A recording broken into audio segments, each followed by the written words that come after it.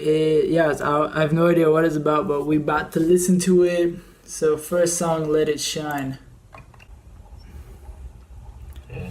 So Vince sounds depressed as shit. I've actually already listened to this. So yeah, so Vince, he sounds really depressed. He's singing, "This little light of mine, I'm gonna let it shine." Then he shoots himself. So I think it's like him, or that's what I think. And then I think it's him like trying to be optimistic, but it's like absolutely futile, as you can tell. And so he's singing this little church song, and then at the end he's like, "Oh, fuck it," and he shoots himself.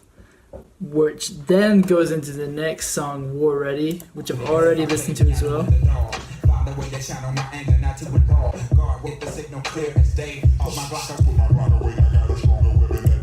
So yeah, we got Andre 3000 sample, and the bit that gets me is "Put my Glock away, I got a better weapon." So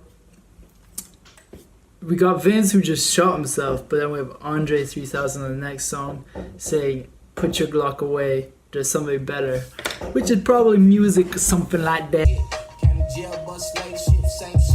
I love that line. County bus, was it county jail bus, slave ship, same shit.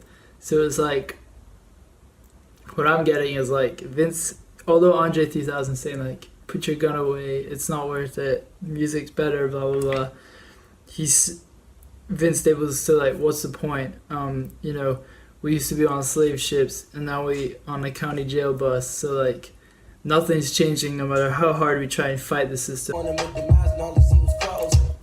Okay, Edgar Allan Poe tried to warn them of demise, but all he seen was crows. So like Edgar Allan Poe, he wrote a really famous poem called The Raven, which I studied in English. Edgar Allan Poe, he was writing about like dark stuff, and like he was writing about crows, and like there's in the poem, is it the raven or the crow? Maybe it's the crow, but a crow or a raven or some shit comes into his room, and it's like telling him like basically all about death and murder or something.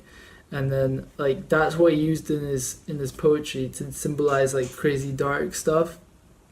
But people at the time just thought, what's this guy writing poems about crows or ravens? Like, he's crazy.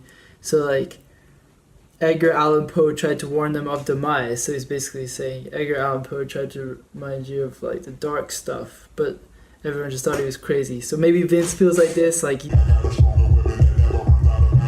yeah, so the next track, Smile, I just had a little listen. It seems to be all about the like darkness path to fame. And so I left the street where I've grown to chase the yellow brick road. So he's gone kind of down a rabbit hole or into some dreamland like the Wizard of Oz, and he's left what he's always known, you know, in search of like the Emerald City or riches or bitches or fame or whatever. So I left the street where I've gone to chase the yellow brick road. I heard they paved it with gold, so he's like, I heard it's all smooth sailing and it's nice and it's fancy and glitzy. But I turn around, so it's like I've turned around and they're pissing on it. So it's like behind her back, you know, he thinks it's gold ahead of him, but behind his back is actually just pee.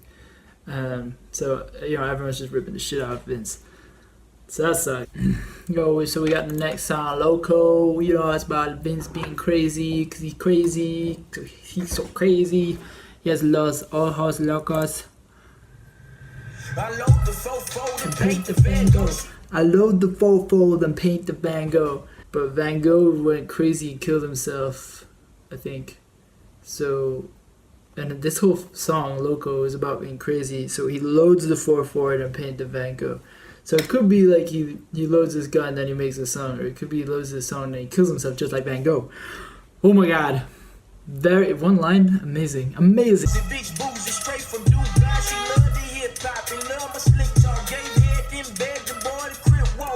So this female has come over, I'm out of my mind, she out of red wine. So he's crazy, we've established. She's out of red wine, so she probably drank all the red wine, so she's probably pretty drunk.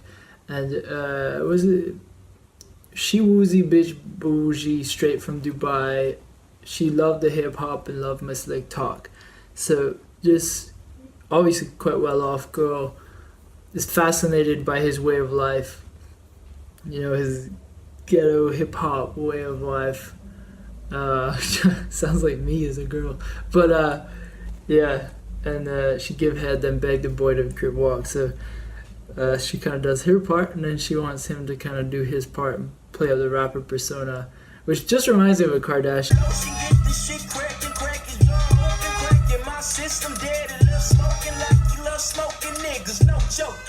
Right, so this is another line which is awesome. So we're only in verse 1 and we've already spent like a fucking while on this song. Phase with no lotion, get this shit cracking. So if you don't use lotion, you crack. Get this shit cracking means like, let's get this hopping.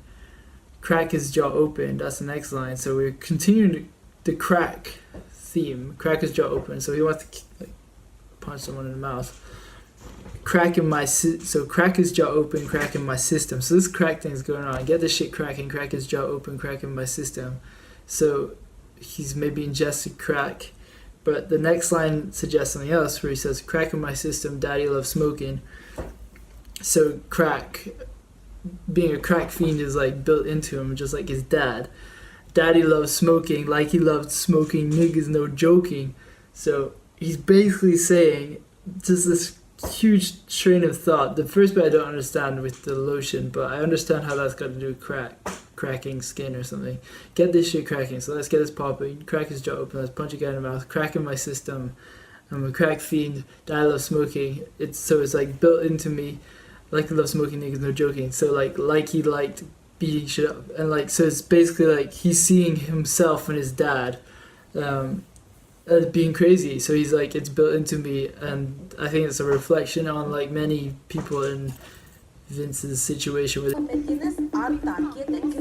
yo, this is exactly like from To Pimp a Butterfly, the song You, where Kendrick Lamar is like batshit crazy, suicidal or whatever, looking in the mirror, gonna kill himself.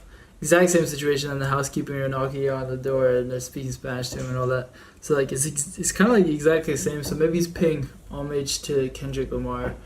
So we got Prima Donna featuring A$AP Rocky, and this is like the title track of the whole EP. We got the Seagulls from Ramona Park, Stuff from his last album.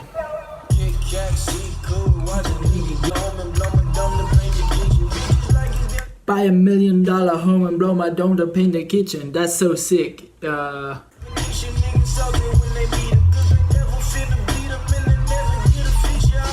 I've been broke, I ain't going back. So although he knows the fame is driving him crazy, just like what Kendrick is talking about, what everything's been about in the past 4 songs, he doesn't want to go back. And he's trying to turn off and make a crazy song like this. Is it real? So I think now he's asking, like, am I validated for real? Do I get to be a prima donna? Do I get to be rich? Do I get to be famous? Or when I die, or when I go to heaven, or whatever, will it all matter? Like, you know, am I on a drug where I think like I need this and that I'm successful, or is it just all like Hollywood glitz and that kind of thing?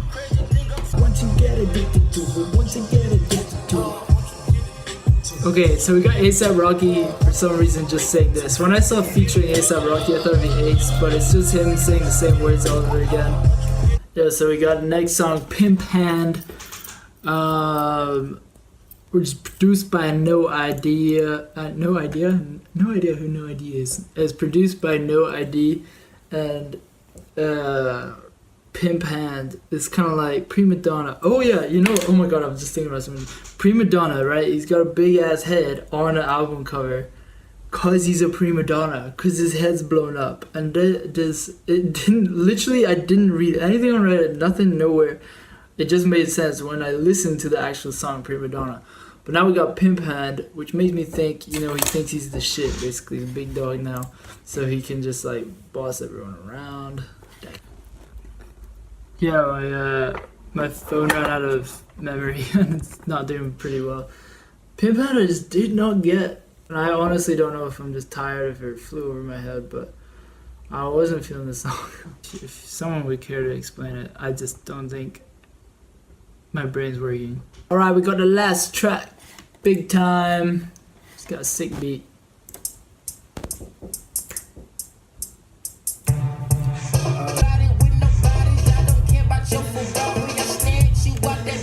I ain't paying no homage to nobody without no bodies. Yeah, so there's a lot of rappers who say they kill people that they actually haven't, and then they say, I'll snatch you out that Bentley, I don't care about your Ferrari. And there's a lot of rappers who claim to drive fancy cars, but then they're leasing them or something. So, and then in the next lyric, Vince says, was cramming into Civics around 2010-ish, which was only 6 years ago.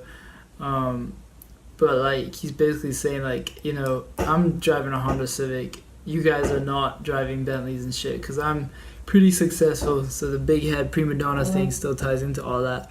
So he's saying he's big, you know, he's famous enough, but, you know, in his time, he's come across a few people who are kind of like snakes, and they just lie about everything. All right, I really ran out of time, or I ran out of memory, so I gotta make this quick. But I really like the rest of Big Time, especially the last lyric where he says, "Ain't no stopping my wave," which refers to waves on his last album cover.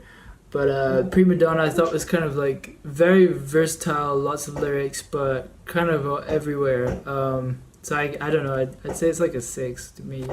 But what did you think? Let me know. Here's a pencil.